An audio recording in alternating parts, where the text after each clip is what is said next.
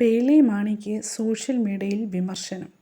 എല്ലാവർക്കും നക്ഷത്ര vlog എന്നെൻ്റെ YouTube ചാനലിലേക്ക് സ്വാഗതം. CJPയുടെ സമരം തുടങ്ങിയിട്ട് ഇപ്പോൾ 1 മാസത്തിൽ കൂടുതലായി. പ്രശ്നങ്ങൾ ഇത്രയും വഷളായി തല്ലും പിടിയും ഒക്കെ ആയിട്ട് 3-4 ദിവസമായി.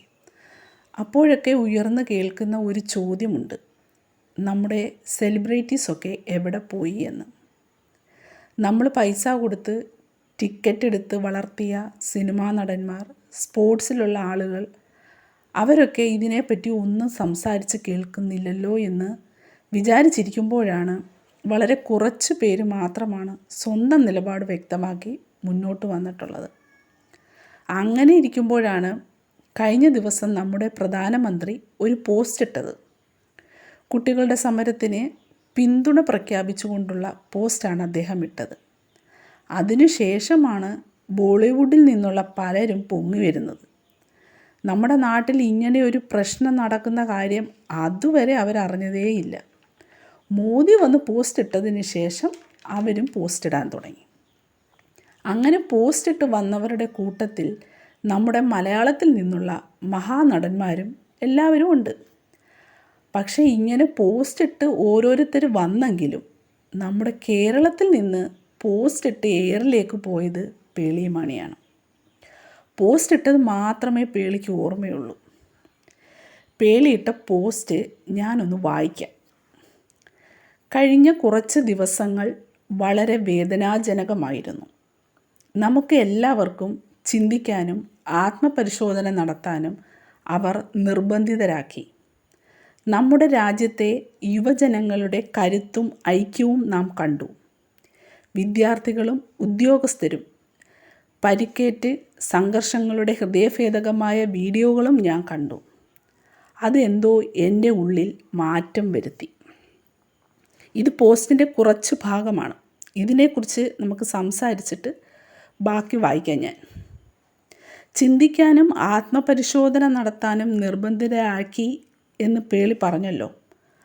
അപ്പോൾ ഇത്രയും ദിവസം ചിന്തിച്ചു കൊണ്ടിരിക്കുകയായിരുന്നു ഈ പേളി. അങ്ങനെ ചിന്തിച്ച് മോദിജി പോസ്റ്റ് ഇട്ടതിന് ശേഷം ചിന്തയങ്ങ് തീർന്നു. ഇനി കുഴപ്പമില്ല, ഞാനും ഇനി ഒരു പോസ്റ്റ് ഇടാം എന്ന് വിചാരിച്ച് കാണും പേളി. അതുപോലെ വിദ്യാർത്ഥികൾ തല്ലുകൊള്ളുന്നത് കണ്ടിട്ട് മാറ്റം വന്നു എന്ന് പേളി പറയുന്നുണ്ടല്ലോ. അങ്ങനെ മാറ്റം വരാനാണെങ്കിൽ ഇതിനു മുമ്പേ ഒരു മറുപടിയുമായിട്ട് വന്നേനെ. ഇപ്പോൾ എന്ത് കണ്ടിട്ടാണ് മാറ്റം വന്നത് എന്ന് ജനങ്ങൾക്ക് മനസ്സിലായിട്ടുണ്ട്. കാരണം മോദിജിയുടെ പോസ്റ്റ് വന്നു. അതുകൊണ്ടാണ് ഇങ്ങനെ ഒരു പോസ്റ്റുമായി പേളി വന്നത്. അപ്പം ആർക്കും ഒരു കുഴപ്പവുമില്ലല്ലോ. മോദി പോസ്റ്റും ഇട്ടു, അപ്പോൾ ഞാനും ഒരു പോസ്റ്റ് ഇട്ടേക്കാം എന്നങ്ങ് കരുതി.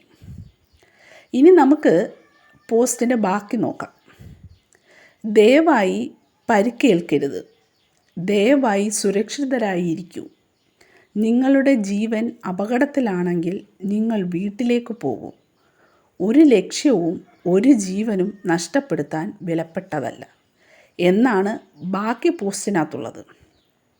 പേളിക്ക് അറിയാത്തതുകൊണ്ടാണോ എന്നറിയില്ല, ഈ ക്വസ്റ്റ്യൻ പേപ്പർ ചോരാൻ തുടങ്ങിയിട്ട് കുറേ വർഷങ്ങളായി.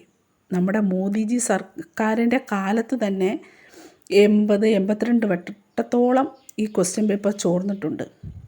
ഇതിൻ്റെ പേരിൽ 10-20 കുട്ടികൾ ആത്മഹത്യ വരെ ചെയ്തിട്ടുണ്ട്. ജീവൻ നഷ്ടപ്പെടുത്താതെ സ്വന്തം കരിയർ പോലും നഷ്ടപ്പെട്ടു പോയ ആളുകളുണ്ട്.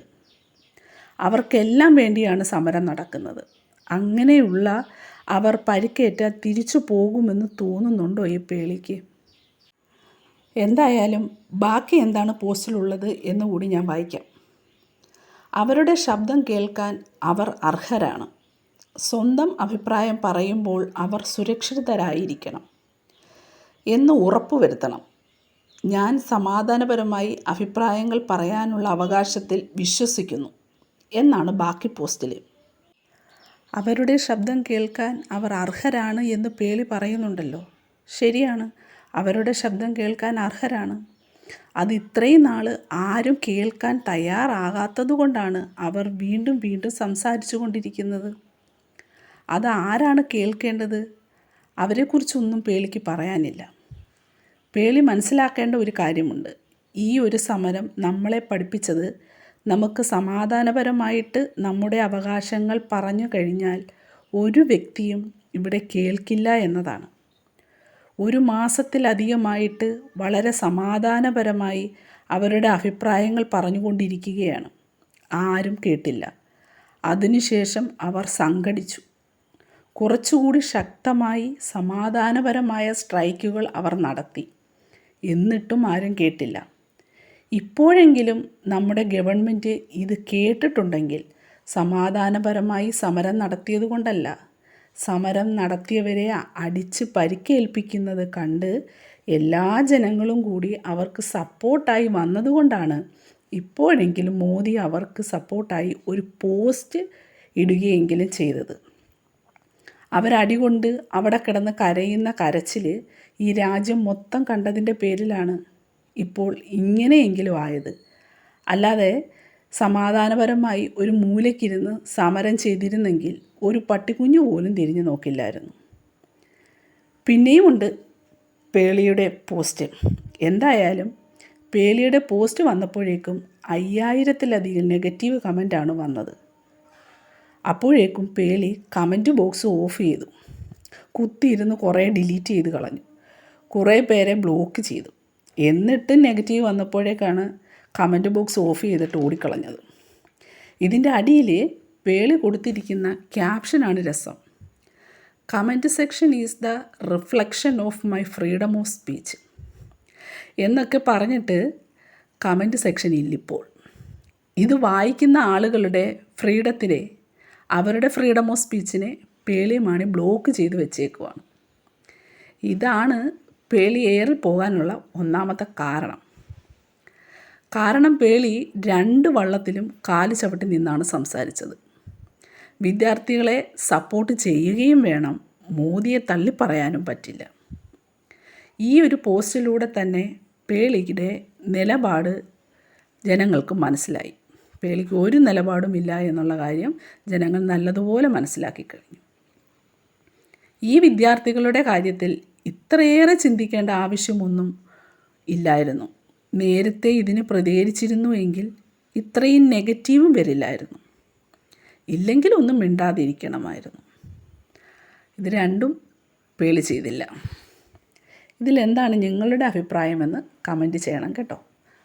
അതുപോലെ എൻ്റെ വീഡിയോ ഇഷ്ടമാവുന്നുണ്ടെങ്കിൽ ചാനലൊന്ന് സബ്സ്ക്രൈബ് ചെയ്യുകയും കമൻറ്റ് ചെയ്യുകയും ലൈക്ക് ചെയ്യുകയും ഒക്കെ വേണം. അപ്പോൾ മറ്റൊരു വീഡിയോയുമായി നമുക്ക് പിന്നെ കാണാം.